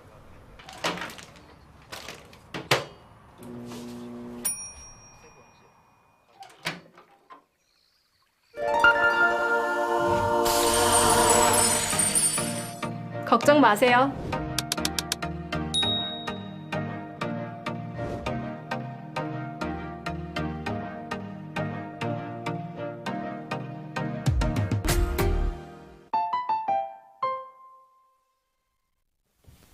네, 언젠가 여의도에서 비상할 그날을 꿈꾸는 청년 정치인들입니다. 이들에게 그냥 일단 기쁘라고 우리 코너 이름을 의사당 1번 출구로 했습니다. 야, 의사당 1번 출구 가서 인터뷰하고 의정 활동하고 얼마나 멋있겠습니까? 단 제대로 된 가치관을 정립한 상태에서라는 게 있죠. 근데 어쨌든 저는 압니다. 이 두 분은 확실한 가치관을 가지고 우리 대한민국의 젊은 정치를 이끌어 나가실 분인 것 같습니다. 오늘도 함께해 주실 두 분 소개해 드립니다. 임세은 전 청와대 대변인 그리고 신인규 변호사 모시겠습니다. 어서 오십시오. 네, 안녕하세요. 네, 제가 너무 멘트를 잘해주죠? 네. 아침부터 기분이 민망하네요. 새롭고 자, 윤석열 대통령 2박 3일 G7 정상회의 일정이 마무리가 됐는데, 야, 정치권 반응 여전히 엇갈리고 있습니다.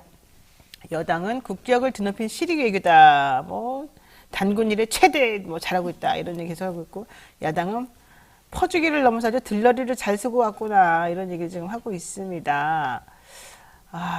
그런데 사실은 조금 구체적인 내용을 들여다보니까 상당히 심각한 부분이 있습니다.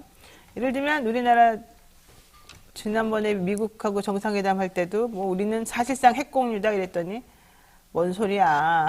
니네하고 우리가 무슨 핵을 공유해 이러면서 미국한테 좀 쫑크를 먹었었는데 이번에도 우리 심리적으로 G8이야 G8이야 그랬더니 무슨 소리야. 우리 G7에서 그런 얘기 나온 적도 없어. 뭐 이런 얘기가 미국에서 수석 부대변인이 막 했단 말이죠. 이런 거 어떻게 봐야 됩니까?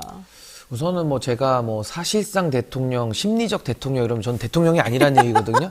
그러니까 사실상 대통령. 그게 본인이 이제 느낌에 너무 의존을 하면 느낌에 그건 의존하면. 국민들과 정서적 괴리가 자꾸 생긴다는 거 먼저 말씀을 드려야 될 것 같고요. 재밌네요. 예. 저는 야당의 비판에 대해서 저는 자꾸 이렇게 부정할 것이 아니라 들을 얘기는 좀 들어야 된다. 저 이렇게 생각을 하고요. 네. 일단은 이번에 그 G7에 대해서 평가를 하자면은 이제 미일에 대한 완전한 이제 올인 외교 선언이었다. 저는 일단 이렇게 평가할 수밖에 없을 것 같고. 예. 이게 좀 객관적으로 저는 좀 평가를 해봐야 될 것 같아요. 객관적으로 평가를 한다면은 사실 이번에 우리가 이렇게 뭐 얻어온 건 많이 없고요. 그냥 무난했다. 뭐 큰 실수 없었다. 이 정도인 것 과거에 같고. 비해서. 네. 근데 그걸 가지고 이제 국민의힘에서는 묻지마 찬양식으로 지금 뭐 굉장히 성과를 포장하고 있거든요. 네. 근데 이러면 이럴수록 더 국민들의 정서와는 괴리될 것이다 이렇게 보고요. 또 민주당 입장에서도 이제 묻지마 비판식으로 좀 과도해져 가려는 모양이 보이는데 네. 제가 서두에 전제했듯이 비판의 내용이 타당성이 있습니다. 그렇다면 감정적인 걸 배제하고 냉정하고 침착하게도 비판을 하는 것이 국익에 도움이 된다. 저 이런 말씀 드리고 싶습니다. 혹시 몇 점을 주시겠어요, 대통령에 대해서? 뭐 학점으로 말씀하시는 거예요? 저는 한 C뿔 정도. 오, 뭘 많이 10뿔이면은 취업하기가 어렵습니다. 서울대학교 10부라고 다르지 않습니까? 뭐 그 정도로 하겠습니다. 네. 네. 자, 우리 임세현 의원님. 저는 우리 국민이 언제까지나 이렇게 촉감 외교에 기대야 되냐. 촉감 외교? 네, 촉감 외교. 그래서 이 언제까지 우리가 이 감촉을 느껴야 되는지 저는 매우 궁금합니다. 이 외교의 성과라는 것은 보통 딱 명문화가 되어 있거나 숫자로 나오거나 뭔가 다가오는 게 있어야지 매번 이렇게 성과가 없으니 느낌적인 이런 외교 성과를 자꾸 국민들에게 강요를 하는 것에 대해서 저는 뭐 매우 안타깝죠. 그리고 사실상 뭐 이번에도 저희가 매우 불안했었습니다. G7 간다고 했을 때. 근데 우리 국민이 어느 순간부터 윤석열 대통령이 해외 순방을 간다 하면 이제 불안한 거예요. 네. 그러니까 저는 이렇게 표현하면 좀 죄송하지만 그냥 이른바 술주정뱅이 아빠가 인감 들고 나간 것 같아요. 아빠가 술 취한 술 취한 아빠가 인감 인감을 들고 들고 나갔다? 밖에 나가서 무슨 짓을 할지 모르는 그런 불안감이 있습니다. 그래서 다행히 이제 이번에는 큰 실수는 없었다고 보여집니다만 뭐 왜냐하면 뭐 공동 선언문이나 이런 것도 이제 나온 것을 보면 그동안 윤석열 대통령이 지향하는 바와 매우 다른 의견을 냈어요. 저는 이것에 대해서 윤석열 대통령이 어떻게 생각하는지도 매우 궁금합니다. 예를 들면 뭐 디지털 에너지 전환의 시대 이런 이야기도 나왔고요. 그다음에 인적 자본과 노동의 투자가 중요하다 이렇게 나왔습니다. 그동안 윤석열 대통령 에너지 전환에 대해서 우리는 그러니까 친환경으로 나아가는 이런 시대에 대해서 굉장히 안 좋아하면서 탈원전이 뭐 문재인 정부에서 시작해서 전기료를 올렸다 등의 반대되는 이야기를 그동안 했었고요. 그다음에 인적 자본이나 노동에 대해서도 지금 아까 뭐 노동자 대변인으로 나오신 분도 계시지만 노동자를 굉장히 죄악시하지 않습니까? 그러니까 지금 G7에 나와 있는 선언과 매우 다른 그동안의 포지션이었는데 그것에 대해서 대통령이 어떤 입장인지도 저는 매우 궁금합니다. 그래서 저는 그냥 가서 사진만 잘 찍고 오신 거 말고는 사실상 성과가 없고 사진도 보면 잘 안 보여요. 그래서 잘 안 보여요? 윌리를 찾아라 식으로 대통령이 이렇게 단체 사진에서 찾기가 어려웠는데 저는 그것만으로도 어떻게 보면 다행히 별 탈 없이 존재감 없이 하고 온 게 다행이다라고 그나마 다행이다라고 저는 생각합니다. 네, 아주 그냥 몇 점 주시겠어요, 그래서? 그냥 다행이니까 뭐 저도 D 정도 드리겠습니다. 다행인데 D다. 야, 역시 짭니다. 어쨌든 메인 이벤트가 한미일 정상회담이었는데 너무한 거 아닙니까? 스탠딩으로 2분이라뇨. 이건 뭐 지난번에 우리 미국 갔을 때 47초 바이든 만나서 47초 말하고 내려와서 바이든 날리면 사태 만들었던 그 상황이 비교가 되는 상황이거든요. 그럼에도 불구하고 대통령과 여당에서는 엄청난 우리 활동할 거 다 했다 뭐 이런 얘기 좀 하고 있어요. 좀 너무 좀 구차스럽지 않나 이런 생각이 좀 들어요. 너무 이 미국이나 일본에 의존하면서 너무 그런 것 같아요. 근데 이제 예를 들면 잘한 게 있더라도 잘한 게 요만한데 성과 포장을 이만하게 해버리면은 이게 되게 좀 민망한 거거든요. 좀 그래서 민망해요. 남이 잘했다고 하면은 기분 좋은 건데 본인 스스로 그렇게 과대 포장할 필요는 없다 이렇게 말씀드리고, 전 아까 올인 외교라고 했습니다만은 이게 바꿔 말하면 이제 진영 외교거든요. 그러니까 쉽게 말하면 북중러, 한미일 이 신냉전 체제가 더 강화되는 것이고, 국내적으로만 보더라도 이 외교를 통해서 이 전 영역을 우리가 통합해 나가면서 그 힘을 가지고 외교를 해야 되는데, 지금 국내적으로도 그 보수 진보가 다 갈리면서 오히려 지지자들의 입맛에 맞는 외교만을 하고 있지 않습니까? 그래서 참 이런 심각한 국내적인 국론 분열을 염려하지 않을 수가 없고요. 또 국제적으로 본다면은 사실상 미국과 일본하고 대한민국의 그런 전략적인 이익이 다름에도 불구하고 사실상 미국의 행동 대장격으로 행동을 했다. 네. 그래서 이것은 대한민국 국익에는 저는 크게 도움이 되지는 않을 것 같고, 지금 윤석열 대통령의 정부 외교 기조에 대해서는 제가 딱 두 가지 단어로 표현을 하자면은 너무 단순해요. 그 단순한 것인데다가 그 단순한 답을 차원적이죠. 좀. 예, 단순한 답을 너무 확신을 크게 갖고 있습니다. 그래서 이 두 가지를 좀 유연하게 수정하지 않으면은 그동안 대한민국 외교가 전략적 모호성을 통해 가지고 이러한 한반도의 긴장을 또 완화시키는 역할도 분명히 했었거든요. 물론 뭐 과거 정부들이 저는 외교를 잘했다고 생각하진 않는데 그만큼 어려운 겁니다. 그렇다면 좀 더 지혜를 구하고 국내 당사자들의 의견도 좀 들어보면서 열린 마음으로 국론 통합을 해야 되는데 지금 이런 부분들이 많이 좀 미약하다. 그래서 이 부분은 좀 염려스럽습니다. 네, 좀 전에 두 분이 이제 C+D 이렇게 말했더니 아침은 멀다님께서 멧돼지한테는 학점 주는 게 아닙니다 이러시는데 여기서 그 멧돼지가 누굴 지칭하는지 우리는 말하지 않았습니다. 예, 각자 알아서 판단하셔야 될 것 같고, 자 이번에 이 대통령실 한미일 정상회담이 한 걸 되게 기뻐하면서 대북 억지력 강화를 위해서 3국이 전략적으로 공조를 한 것이다. 그리고 앞으로 더 잘하겠다. 이렇게 말했습니다만 오히려 저는 이것 때문에 긁어부스럼 만들고 있는 거 아니냐 이런 생각이 좀 들어요. 동북아 긴장이 고조가 되고 있고 사실은 상당히 중국이 우리한테 어제부터 날을 세웠습니다. 물론 그 전부터 경고는 했습니다만 중국이 아예 네이버 포털을 다 막아버렸어요. 야 이거 심각한 거 아니지? 지난 사드 때도 안 하던 거를. 네.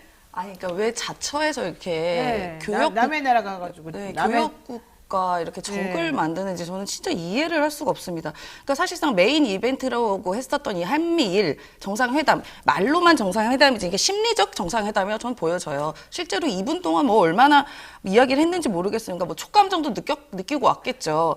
근데 이제 이 새 그 정상회담에서 왜 우리가 아무리 강대국이고 동맹국이긴 하지만 앞장서서 그렇게 방패막이를 하느냐. 사실상 그러고도 미국과 일본은 중국과 지속적으로 물밑에서 교역을 하고 있습니다. 근데 우리는 앞서서 먼저 우리가 튀어나가가지고 그들과 적이 되려고 하는지 그런 게 외교가 아니잖아요. 외교의 기본은 무엇입니까? 결국은 국익을 위한 게 바로 외교의 기본인데 단 하나도 국익이 도움되지 않는 행위들 아니겠어요? 네. 안보적으로나 경제적으로나 물론 우리가 북한에 대한 핵 위험에 대해서 공조하고 연대해야 되는 건 맞습니다만 그런 것도 다 물밑에서 이루어지는 사항들이지 실제적으로 북한, 러시아 뭐 실제 북한도 핵이 있다고 사실상은 점쳐지니까 북한, 러시아, 중국 이 세 나라가 다 핵을 갖고 있는 나라랑 지리적으로 우리가 제일 가깝습니다. 그런데 그렇죠. 나서서 이렇게 우리를 화약고를 우리 한반도를 화약고를 먼저 나서서 만드는 것 자체가 매우 이거는 국민들께서 불안해하고 계시는 거예요. 근데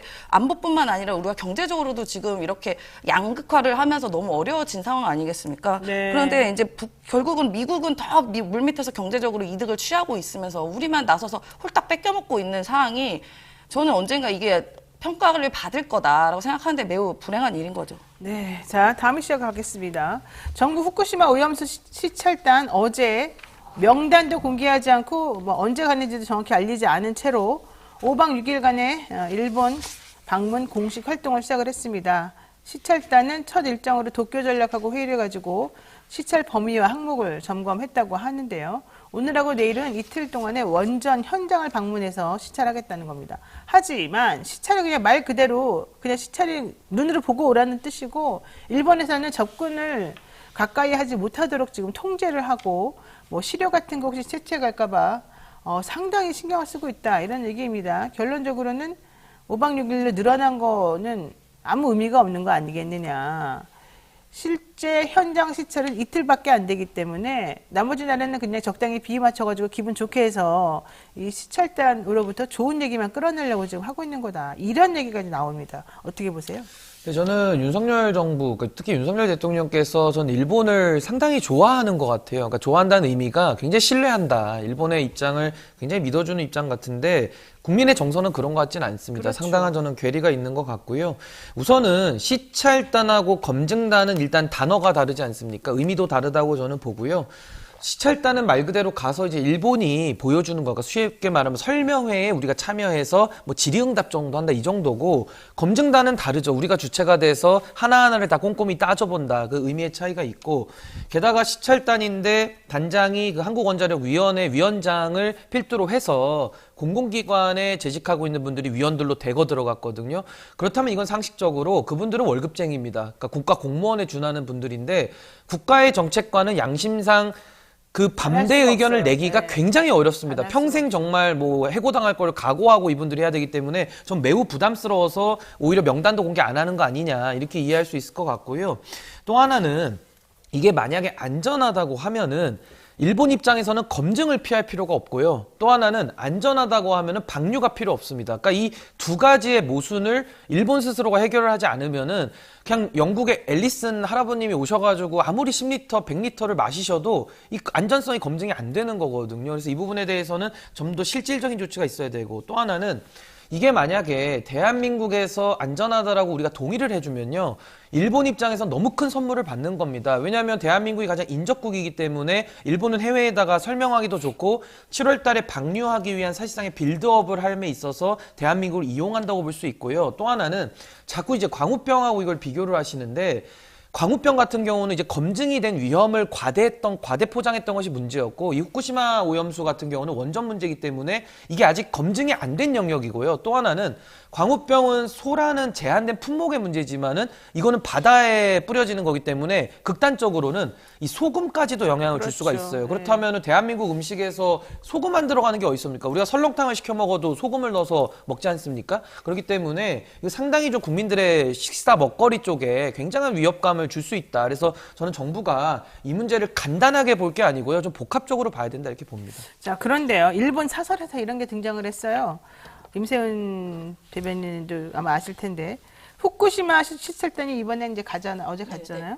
결국 그들은 후쿠시마산 이 수산물이나 이런 물건들, 생산물들의 수입 금지를 철회하도록 이끌 것이다. 이런 내용으로 일본에서 아예 그냥 사설을 대서특별했더라고요. 우리가 할 때 그런 거 아니겠습니까? 네. 들러리 세워가지고 명분 주고 결국에는 후쿠시마산이라든가 뭐 히로시마산이라든가 여러 가지 수입 금지되어 있는 물품들을 막 수입해도 된다라는 식으로 정책을 바꾸게 만드는 거. 네. 근데 진짜 자기네들 그렇게 생각하고 있다는 걸 우리한테 알려준 거네요. 그렇죠. 이게 이제 안전하다는 걸 검증이 되면 우리가 지금 일단 수산물에 대해서는 수입 금지가 이제 WTO에서 나왔기 때문에 금지를 하고 있는 건데요. 만약에 그렇게 되면 이제 명분을 주는 거 용도로 밖에는 이제 이 시찰단이 별로 의미가 없는 상황인 것이죠. 그 성일종 국민의힘 의원인가요? 그분께서 뭐라고 이야기하셨냐. 오염수가 심각한 문제가 있다면 우리 시찰단이 가만히 있겠냐. 그럼 뭐 할 건데요? 거기 가서 뭐 데모라도 할 겁니까? 뭐 아무것도 할 수 있는 게 아무것도 없습니다. 네. 이제 여당이 이런 식의 문제의식 갖고 있는 것이 저는 큰 문제라고 생각하고 저는 또 이걸 되돌아보면 결국은 윤석열 대통령과 이제 정부가 거짓말을 한 것이죠. 일본을 가서 지난 3월 중순에 가서 만나고 왔을 때 그 이후에 일본에 있는 한 언론 보도에서 이번에 이제 의제에서 이 후쿠시마 오염수 방출에 대한 이야기도 나왔다라는 보도가 나왔습니다. 그 당시에 대통령실의 반응은 그런 적 없다고 펄쩍 뛰었습니다. 가짜 뉴스라고. 근데 결국은 이런 논의가 있었기 때문에 시찰단이 간 거 아니겠습니까? 그러니까 저는 이렇게 거짓말로 국민을 속이는 행위를 언제까지 할 건지 아무리 윤석열 대통령이 일본은 아름다운 나라고 거짓말하지 않는 나라라고 생각하고 있는지 모르겠지만 제발 국민의 안전과 국익을 먼저 생각하셔야 되는 게 우선이지 않을까 하고 생각합니다. 자, 이 얘기도 한번 시간이 너무 많이 갔으니까 이 얘기만 하나 짧게 짚겠습니다. 어제 박민식 초대 국가보훈부 장관 인사청문회가 열렸죠. 원래 국가보훈처장이었다가 차관급이었는데 이제 장관급으로 올라가면서 청문회를 하게 된 겁니다. 국가유공자에 대한 보상과 지원도 질적으로 대도약시키겠다. 그러면서 이승만 기념관을 또 잘 내가 만들어 보겠다. 이런 얘기까지 했는데 더 황당한 거는 18대 국회 법사위원 재직 시절에 원래 법사위원은 변호사로서 재직을 겸직하면 안 되는데 그 겸직 금지 규정을 어기고 엄청나게 이상한 사건들을 많이 변호했던 것으로 나왔죠. 본인은 뭐 행정착오라 주장합니다만 그거 아닌 것 같아요. 우리가 보기에는. 자, 신 변호사님 어떻게 보세요? 저는 그 국가보훈부로 이제 격상이 됐기 때문에 뭐 보훈에 대한 가치, 국가 정체성을 좀 확립해 보겠다라는 정부의 방침에 제가 동의를 하는데요. 뭐 이승만 대통령 저는 개인적으로 존경합니다만은 그분에 대한 기념관을 뭐 국가 차원에서 저는 나서서 하는 것보다는 오히려 역사적 평가에 맡기면서 민간에서 전 하는 걸 국가가 도와주는 것이 오히려 더 낫겠다. 뭐 그건 뭐 이승만 대통령뿐만이 아니라 대한민국 대통령 다 모두에게 해당되는 거라고 좀 말씀드리고요. 저는 박민식 후보자에 대해서는 우선 인사로서 저는 지적하고 싶은 것은 전 이분이 검사 출신이기 때문에 이 검사 출신들이 너무 많은데 거기다가 또 박민식 뭐 의원을 하시긴 했습니다만은 그래도 검사를 오랜 시간 하셨거든요. 그러니까 이게 과연 좀 적합한 인사냐. 너무나도 이제 검찰 인사가 많다라는 야당의 비판을 또 불러일으킬 수밖에 없다는 게 첫 번째인 것 같고요. 두 번째는 이제 2008년에 이분이 의원을 하셨는데 아마 당시에는 윤리기준이라는 것이 지금과는 조금 다른 면이 있어서 아마 겸직이라는 것을 엄격하게 규제하지는 않았던 것 같습니다. 그런데 이제 법무법인에서 뭐 행정착오라고 주장을 합니다만은 이름을 계속 올린 거거든요. 그래서 이것이 법무법인에서 통상 이렇게 담당 변호사로 막 올리기는 하는데 그거에 대해서 꼼꼼하게 안 찾아보고 본인이 국회의원이면서도 이 부분을 돌아보지 않았다는 것은 너무 좀 나이브했다. 그래서 이 부분에 대해서 저는 당연히 국회에서 검증을 받고 당시에 부적절한 이익이나 이런 것들이 또 오갔다 이러면은 그 부분에 대해서는 저는 당연히 국회에서 책임을 좀 물어야 된다 이렇게 봅니다. 그러니까 이게 사실 자료 요청이 있었는데 본인은 2008년부터 2012년까지는 변호사 활동 안 한 것처럼 법무법인 소속이 아니었던 것으로 주장을 했습니다만은 그리고 그런 내용을 쓰지도 않고 자료를 냈는데 대한변협에서 확인을 해보니까 2008년부터 2012년까지 법무법인 하늘이라는 곳에서 변호 활동을 2년 동안 했었던 걸로 나오고 2010년 이후부터는 박민식 변호사 법률사무소 뭐 이제 이런 식으로 개인 활동을 또 한 것처럼 나왔어요. 게다가 법사위에 있을 때는 겸직금지 뭐 의무를 표면적으로는 휴업을 이제 신청하면서 지킨 것처럼 보였으나 법사위가 아닌 다른 상임위원을 가서는 뭐 성매매 알선이라든가 뭐 이제 이런 종류의 사실은 상당히 좀 부적절해 보이는 내지는 좀 이렇게 뭐 다 범죄는 다 똑같습니다만 그러니까 이게 두 그런 걸 가지죠. 했다는 거예요. 그러니까 만약에 사건 수행을 안 했는데 행정착오로 올라갔다 그러면 그 자체도 문제죠. 왜냐하면 의뢰인에 대해서는 사건 수행도 안 하는 사람이 법무법인 안에 담당 변호사 이름을 올리는 거기 때문에 그 사실상 그냥 보여주기식의 변론, 그러니까 형식적 변론만 했다는 뜻이고 만에 하나 지금 앵커께서 말씀하신 대로 실제 활동을 했다 그러면 이것도 문제가 심각하죠. 그러니까 둘 중에 무엇인지 본인이 좀 밝히고 여기에 대해서 좀 철저하게 검증해야 된다 이렇게 봅니다. 네, 임세윤 대변인님께 이거 하나 여쭙겠습니다. 어제 청문회에서 박 후보자한테 물어봤어요. 내년 총선에 나갈 겁니까? 왜냐하면 내년 총선 해봤자 1년밖에 안 남았으니까. 1년도 안 남았죠, 이제.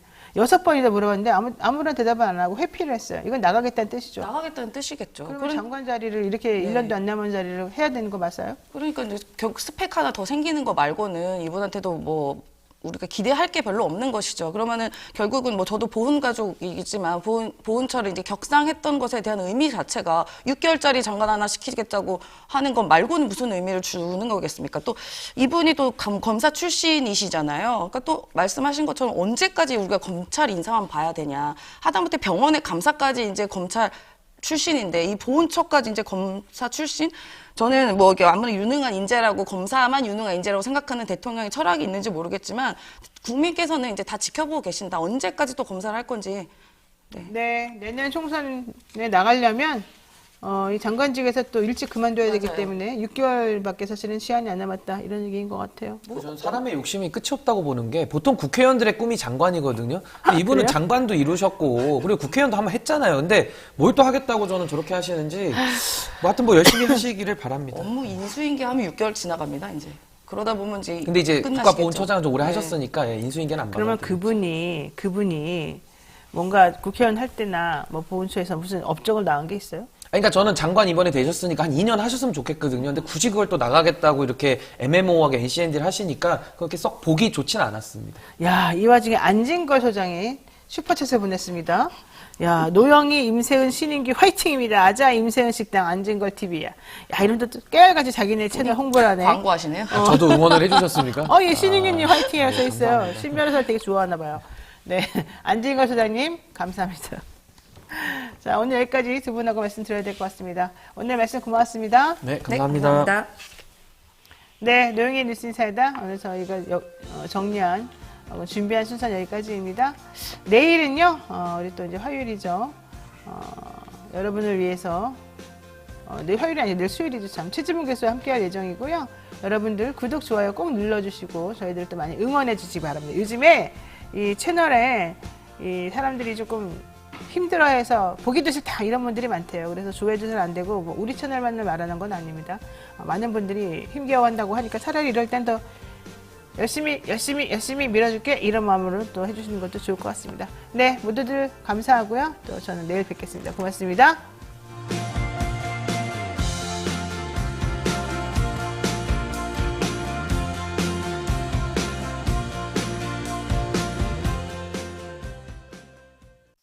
신개념 자동차 커뮤니티의 차통.